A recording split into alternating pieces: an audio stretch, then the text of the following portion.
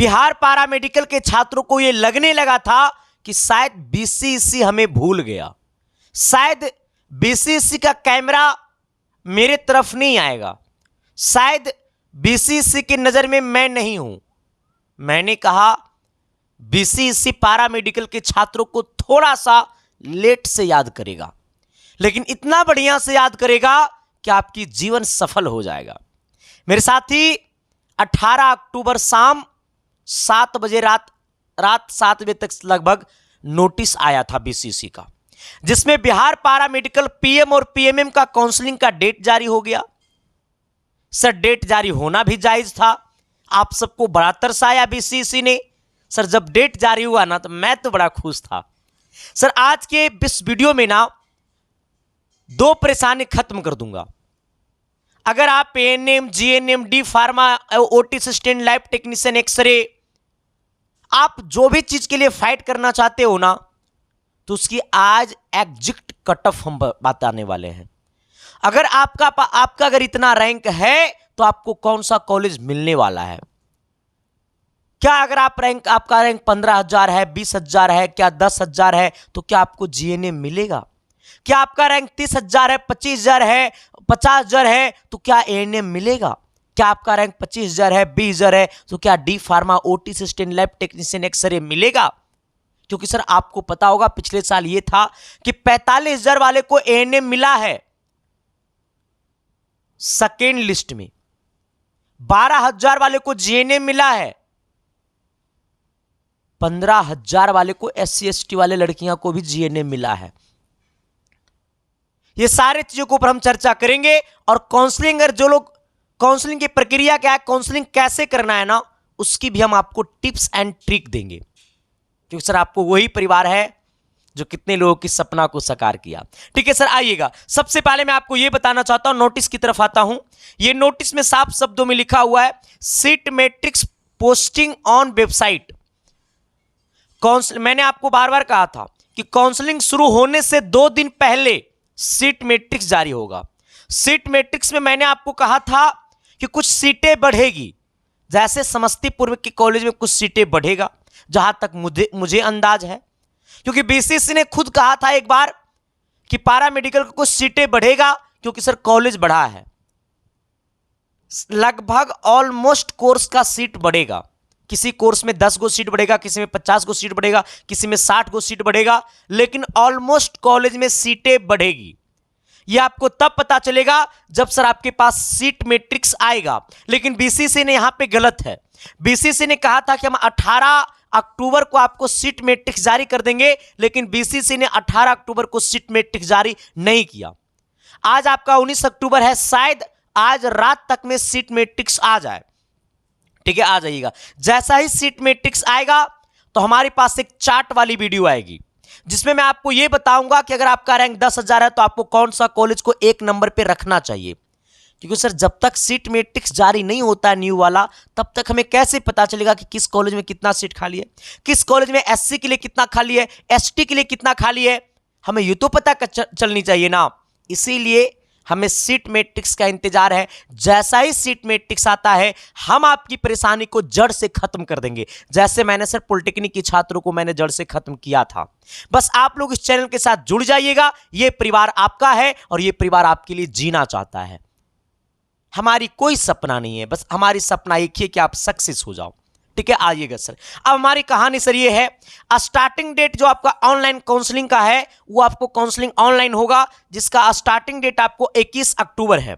मतलब 21 अक्टूबर से आपकी काउंसलिंग शुरू होगी और ये लगातार आपका काउंसलिंग 26 अक्टूबर तक चलेगा। मतलब आपका काउंसलिंग 5 दिन चलेगा, 21 अक्टूबर से लेकर के 26 अक्टूबर तक।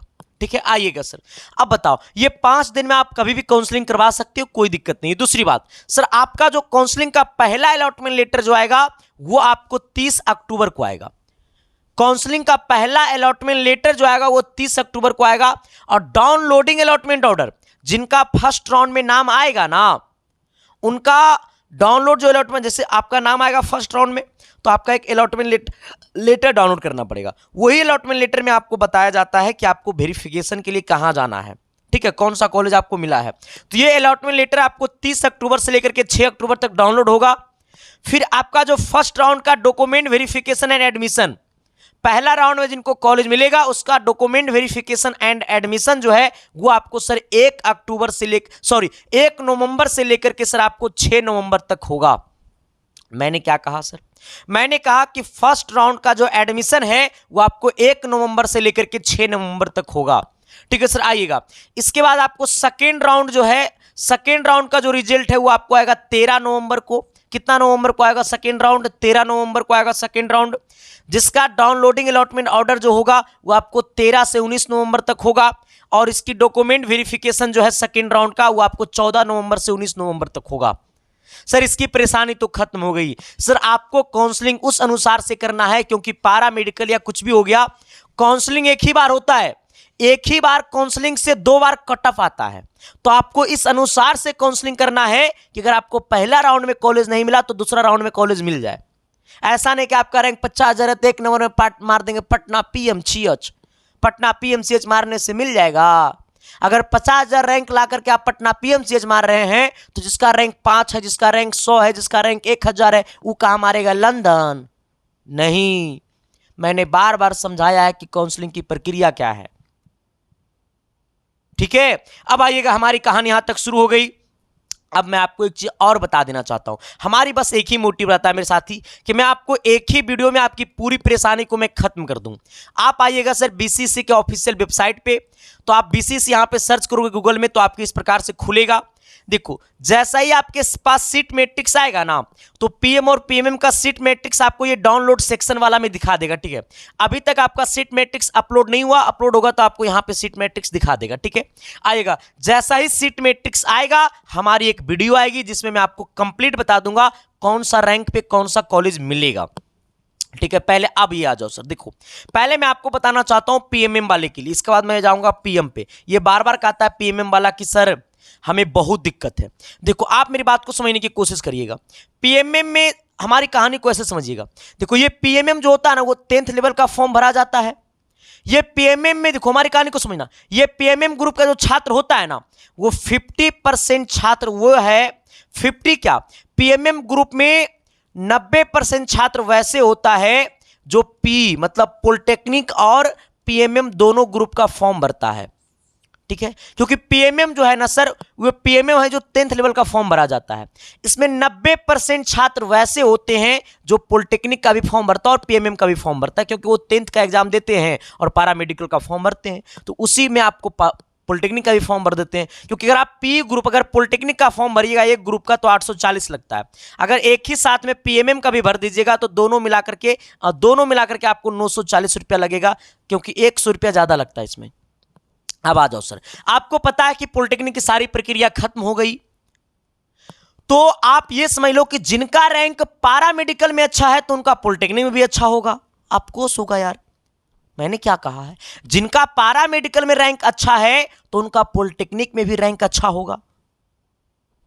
आपको होगा, पढ़ने वाला स्टूडेंट का हर जगह रैंक अच्छा होगा। तो जिनका पारा मेडिकल में अच्छा रैंक है तो उनका पॉलिटेक्निक में भी अच्छा रैंक होगा। पॉलिटेक्निक की एडमिशन खत्म हो गई, मोपअप राउंड खत्म हो गई। सर आप इस बात को समझो कि इसका 50% कंपटीशन खत्म हो गया। पारा मेडिकल PMM वाला का 50% कंपटीशन खत्म हो गया।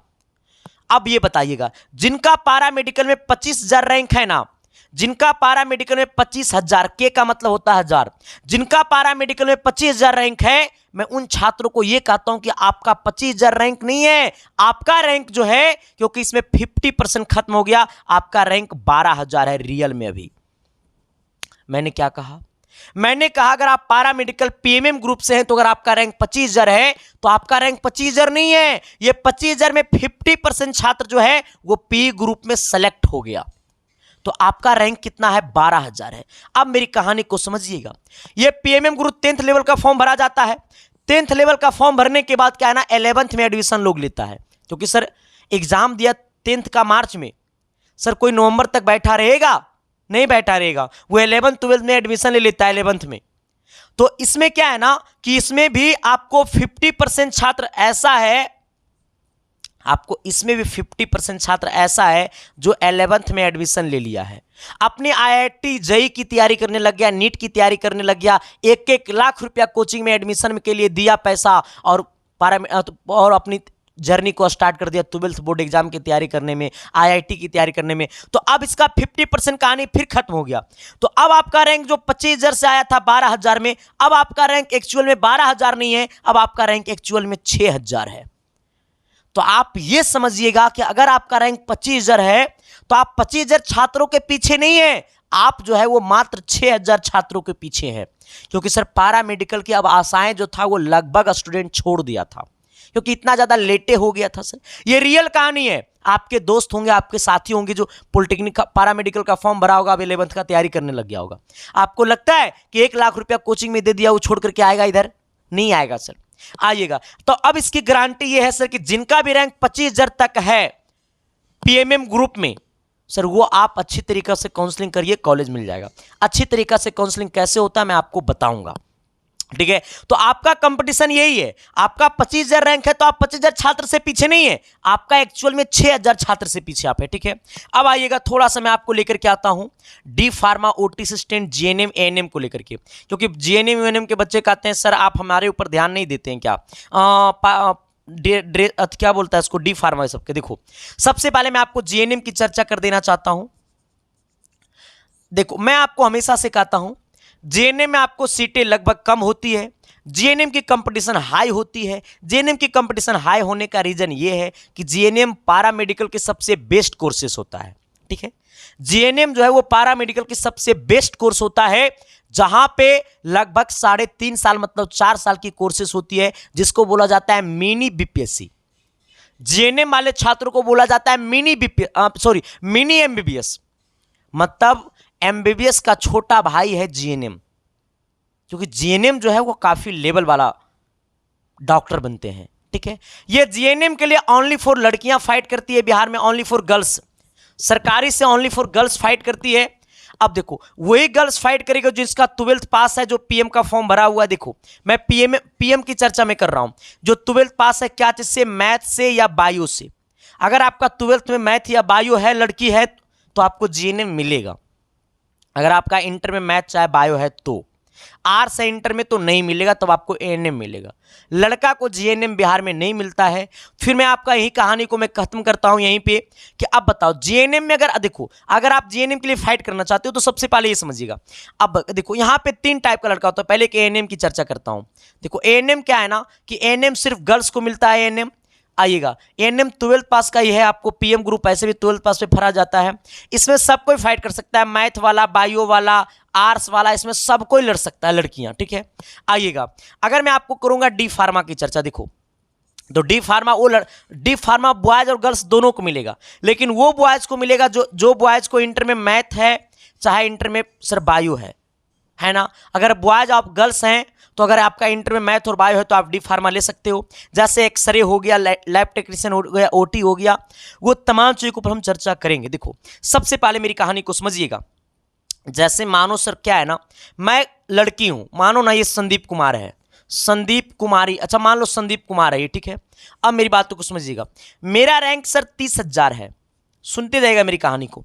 मैंने कहा मेरा रैंक 30,000 है, हमारा दिमाग में आता हो गया अरे हम 30,000 छात्र से पीछे हैं, पप्पा सिलेक्शन ना हो बे। कहे बेटा पप्पा हम 30,000 छात्र से पीछे हैं, कैसे सिलेक्शन होगा पप्पा। बड़ा गजब का दिमाग है भाई। नहीं सर मैं बॉयज हूं, मेरा रैंक 30,000 है। सबसे पहली बात 30,000 छात्रों में से आप ये पीएम ग्रुप का जो फॉर्म भरता है वही इसमें से कम 20% वैसा छात्र होता है जो आपको पॉलिटेक्निक का भी फॉर्म भरता है। 20% छात्र वैसा होता है जो आपको पॉलिटेक्निक का भी फॉर्म भरता है, और पॉलिटेक्निक का एडमिशन प्रक्रिया खत्म हो गई।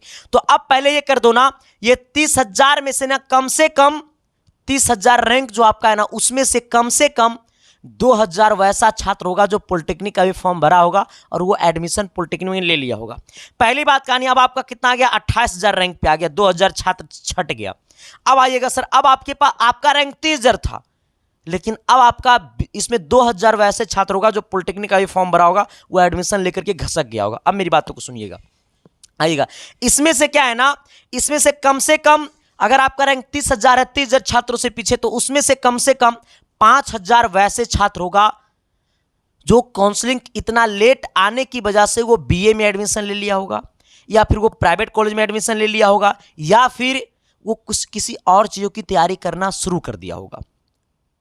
5,000 छात्र इसमें और छाटो, अब कितना बच गया सर? ये आपको 23,000 छात्र बच गया। अब बताओ, आप 30,000 छात्रों से पीछे थे, लेकिन रियल में आप 23,000 छात्रों से पीछे हैं। ये रियल में इतना में आप पीछे हैं, लेकिन एकरो में रूल है, ये 23,000 रैंक अगर मेरा है तो इसमें गर्ल्स भी आएगी 23,000 के नीचे, तो 23,000 रैंक के नीचे में कुछ गर्ल्स भी होगी एंड कुछ बॉयज भी होगा। कहानी को समझिएगा। अब बताओ सर कि 23,000 रैंक में कुछ गर्ल्स भी होगा, कुछ बॉयज भी होगा। दूसरी बात, ये 23,000 रैंक में कुछ गर्ल्स का इंटर में मैथ होगा या बायो होगा, है ना, और कुछ गर्ल्स का इंटर में आर्ट्स होगा, और कुछ बॉयज जो होगा इसमें वो कुछ बायो से होगा, कुछ मैथ से होगा। यही ना होगा, कुछ गर्ल्स जो है वो आपको मैथ और बायो से होगी, कुछ गर्ल्स जो है वो आर्ट्स से होगी, कुछ बॉयज जो है वो बायो और मैथ से होगा। अब समझो, आप 23,000 रैंक से पीछे नहीं है। आप ये समझो मेरे दोस्त कि आप जो है ना सर, आप जो है ना वो 15,000 रैंक से पीछे हैं। कहोगे सर फिर 23,000 में 8,000 छात्र कहाँ गया?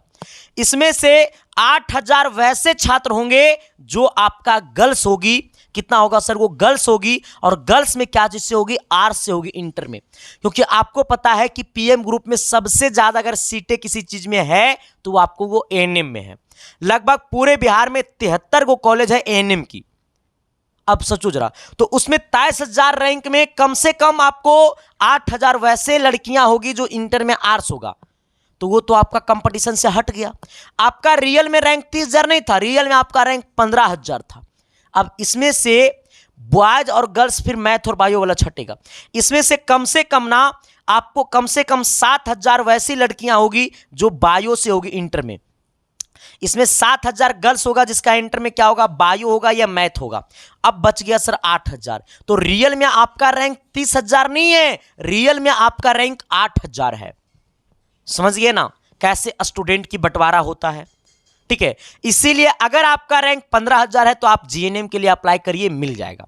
क्योंकि आपका 15,000 रैंक रियल में नहीं है, वो रियल में आपका 5,000 3,000 रैंक है। तो उसमें बॉयज भी है, गर्ल्स भी है। बॉयज आपका फाइट करेगा नहीं जीएनएम में, बॉयज एएनएम में फाइट करेगा भी नहीं, तो बॉयज घसकेगा ना। एएनएम में जो लड़कियां इंटर में आर्ट्स है वो लड़कियां तो घसकेगी ना। तो इसलिए आपका रियल में रैंक जो है, अगर आपका रैंक 30,000 है तो आपका रियल में रैंक 10,000 है, उसमें 20,000 छात्र घसक जाएगा। तो मैं कहना चाहता हूं जिनका 60,000 है, 50,000, आप एएनएम के लिए भरो, मिल जाएगा आपको कॉलेज। बस कॉलेज डालने का 3 तरीका। आप अपने रैंक के अकॉर्डिंग कॉलेज डालिएगा। कौन सा कॉलेज आपको डालना है, जैसा ही आज सीट मैट्रिक्स आएगा सबसे पहले हम आपको यह बता देंगे कि किस कॉलेज को कितना नंबर पे रखना है। मैंने क्या कहा सर? आज आपका सीट मैट्रिक्स आने वाला है। अगर 19 तारीख को आज सीट मैट्रिक्स आएगा, जैसा ही सीट मैट्रिक्स आएगा वैसा ही हमारी वीडियो आपके पास चल जाएगा। उसमें मैं आपको यह बता दूंगा कि अगर आपका रैंक 10,000 है तो आपको जीएनएम में कौन कौन सा कॉलेज डालना है। डालना तो है सभी कॉलेज, जितना कॉलेज है वो पूरा कॉलेज डालना है, लेकिन अपने रैंक के अकॉर्डिंग डालना है। ठीक है, हाँ। ANM, GNM, D pharma, OT assistant, lab technician, तमाम छात्रों के लिए हमारे सीट मैट्रिक्स जैसा ही आएगा उसके बाद मैं आपको यह बता दूंगा कि आपको कौन कौन सा कॉलेज कितने नंबर पे डालना है। ठीक है, ऐसा नहीं कि साइबर कैफे में गया, एक नंबर में पटना तो नहीं मारना दीजिए, पटना मिल जाएगा, रैंक है बकलोल का भी जरा मार रहा है, पटना हो जाए तो घटना। सर आप पटना डालिए, लेकिन अपने कट ऑफ के अकॉर्डिंग। आप ये देखिए कि अगर मेरा फर्स्ट राउंड में ये कॉलेज नहीं मिलता है तो क्या मेरा सेकेंड राउंड में कॉलेज मिल सकता है? क्या सेकेंड राउंड का कट ऑफ इस कॉलेज से मैच करता है? ये सब देखोगे, है नहीं सर। लिस्ट 2 बार आती है लेकिन काउंसलिंग एक ही बार होता है। तो ये तमाम चीजों आपको सोच करके करना पड़ेगा, और ये सोचना कोई बड़ी बात नहीं है। मैं आपके पास जैसा ही सीट मैट्रिक्स आएगा मैं वैसा ही वीडियो बना करके डाल दूंगा, आप उसे देख लेना, आपकी परेशानी वहीं खत्म हो जाएगी। दूसरी बात, अब आइएगा, जो लोग का काउंसलिंग मेरे यहां आया हुआ है पेमेंट, क्योंकि सर हमारे यहां पेमेंट जो है वो लगभग ऑलमोस्ट जो है वो आपको बंद होने वाला है। सर ठीक है, हाँ, ऑलमोस्ट जो है वो आपको लगभग 21 तारीख से काउंसलिंग शुरू है, तो 20 अक्टूबर का पेमेंट मेरे यहाँ बंद हो जाता है। 20 अक्टूबर को पेमेंट होगा, 21 अक्टूबर से पेमेंट मेरे यहाँ बंद हो जाता है। हमारे यहाँ जो काउंसलिंग कराइएगा, क्योंकि आपको पता है पूरे यूट्यूब पे अगर कोई काउंसलिंग कराने के लिए अगर शुरू किया था तो वो एसके साइंस क्लासेस ही परिवार था, क्योंकि आप सबको पता होगा 2021 से ये परिवार काउंसलिंग कर रहा है। क्योंकि मैंने जब यूट्यूब पे आया था तो मैंने एक ही चीज सोचा था कि बच्चों को रैंक तो आ जाता है, लेकिन काउंसलिंग में गलती हो जाने की वजह से प्राइवेट कॉलेज मिल जाता है, बढ़िया रैंक नहीं, मतलब को बढ़िया कॉलेज नहीं मिल पाता है, जिस अनुसार से रैंक रहता है उस अनुसार से कॉलेज नहीं मिल पाता है। फिर मैंने पॉलिटेक्निक, पारामेडिकल और पॉलिटेक्निक की काउंसलिंग को मैंने तस्वीर बदल दिया। शायद आज हमें सभी लोग इसी वजह से जानते भी हैं। बाकी सर आपको ये तो सब कुछ पता होगा, मैंने पॉलिटेक्निक में रैंक 2, रैंक 3, रैंक 5, रैंक 6 मैंने इस बार 2024 में दिया। तो सर ये तो आप सबकी ताकत है, ये आप सबकी ऊर्जा है, बड़ा हमें अच्छा लगता है। ठीक है, आओ देखो अब एक बात और है सर, ये हमारी दोनों जो नंबर है हमारी टीम का नंबर है। जिनको हमसे बात करना है, अपनी परेशानी को हमारे तक पहुंचाना है, तो आप हमारी इंस्टाग्राम आईडी को फॉलो कर लीजिएगा। मेरा इंस्टा आईडी है संदीप-1842। आपके पास जो भी परेशानी है आप हमें इंस्टा पे मैसेज करिए, मैं आपका मैसेज का रिप्लाई दूंगा, 5 घंटा बाद दूंगा लेकिन दूंगा। अगर आपको मैसेज का रिप्लाई नहीं मिल पाता है, खुदा खास्ते ना हो, ऐसा ना हो, तो आपको मैं आता हूं संडे, जैसे कल संडे है, संडे को मैं आपको इंस्टा पे लाइव आऊंगा और सभी छात्रों की परेशानी को मैं सुनता हूं और सभी का मैं रिप्लाई देता हूं। ये दोनों नंबर हमारी टीम का नंबर, ये मेरा नंबर नहीं है। ठीक है, हाँ, तो आप सब इसे फॉलो कर लो। आपने इंस्टा पे हजारों लोगों को फॉलो किया होगा, एक बार संदीप कुमार को फॉलो करके देखो, बहुत कुछ सीखने को मिलेगा। अब आइएगा, जो देखो काउंसलिंग जो हमारे यहाँ की प्रक्रिया क्या है, देखो मेरे यहाँ काउंसलिंग कराने का 3 बड़ी बात है। प्राइवेट कॉलेज मेरे यहाँ से नहीं मिलेगा, हमारे यहाँ काउंसलिंग आपको रैंक के अकॉर्डिंग होगा। सभी कॉलेज को डालेंगे, जितना कॉलेज है गवर्नमेंट सब कॉलेज डालेंगे। अगर आप एएनएम जीएनएम लड़की हैं तो एएनएम जीएनएम डी फार्मा जितना ब्रांच डालाना है सब ब्रांच डाल देगा, सब कॉलेज सब ब्रांच कहिएगा तो सब ब्रांच डाल देगा, लेकिन आपके कट ऑफ के अकॉर्डिंग डालेंगे। हाँ, पहली बात, हमारे यहाँ काउंसलिंग आपके कट ऑफ के अकॉर्डिंग होता है, सब कॉलेज डालेंगे, जितना कॉलेज सब डालेंगे लेकिन कट ऑफ के अकॉर्डिंग।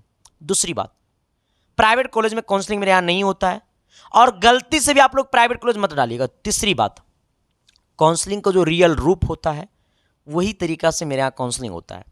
ठीक है, अब ये तमाम चीजें मैं आपको यूट्यूब पे भी बता दूंगा। सर मेरी इतना ज्यादा बच्चा मेरे पास है ना काउंसलिंग को कि सर मैं नहीं चाहता हूं, लेकिन इसीलिए मैं वीडियो के लास्ट में मैं बता रहा हूं काउंसलिंग मेरे यहाँ भी होता है। बहुत सारा बच्चा आ गया सर, इतना बच्चा है ना कि मैं क्या ही बताऊं, लेकिन सभी छात्रों को टोकन नंबर मिल गया होगा तो आपके पास कॉल जाएगा, आप टोकन नंबर बताइएगा, काउंसलिंग हो जाएगा आपका। ठीक है, आप अब देखो, तो हमारे यहाँ अब बताओ ये तमाम चीजें आपको कौन सा कॉलेज डालना है, आपके कट ऑफ के अकॉर्डिंग कौन सा कॉलेज मिलेगा, ये तमाम चीजें हम आपको यूट्यूब पे भी डाल देंगे। सीट मैट्रिक्स जैसा ही आएगा वैसा ही मैं डाल दूंगा। ठीक है, काउंसलिंग से एक दिन पहले मैं डाल दूंगा।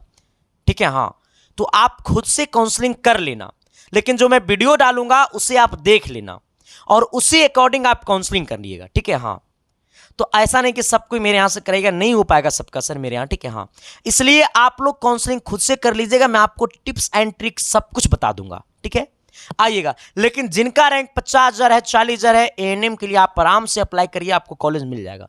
15,000 है, 12,000 है, जीएनएम के लिए अप्लाई करिए, मिल जाएगा कॉलेज। लड़का है, 20,000 रैंक है, 25,000 रैंक है, 10,000 रैंक है, अप्लाई करिए, एक्सरे उसरे मिल जाएगा। ठीक है, अब आइएगा, मेरे यहाँ काउंसलिंग के लिए देखो क्या क्या जमा होता है। आपको भेजना पड़ेगा एडमिट कार्ड पारामेडिकल का, फिर आपको पारामेडिकल का आपको रैंक कार्ड भेजना पड़ेगा, साथ ही हमारे यहाँ काउंसलिंग का फी जो है वो 300 रुपया है।